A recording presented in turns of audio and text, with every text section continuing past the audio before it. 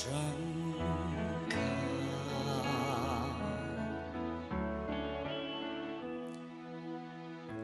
lalpa ka panche ka chaklo na zong zong te hi min lak sak ton ka sia i mangai ro pui chua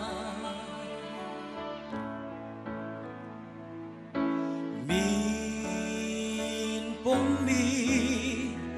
mangai in min veng la i kia nga min lâu kayang che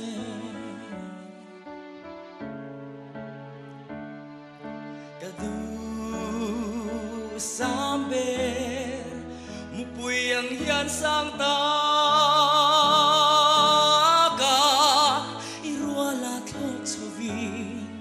Tharawin min shuai se i mangai ro pui chua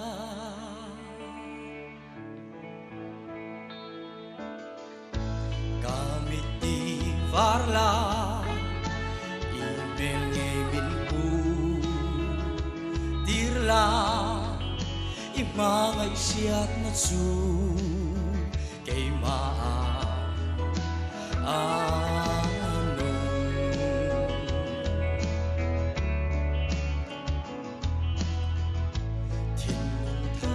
bela idu angei kanun hi lang chuak sen di pini i mangai ro pui chu amen min bom mi mangai in min ve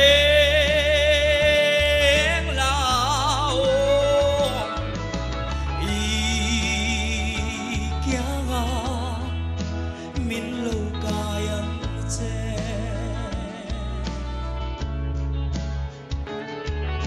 kadu sambe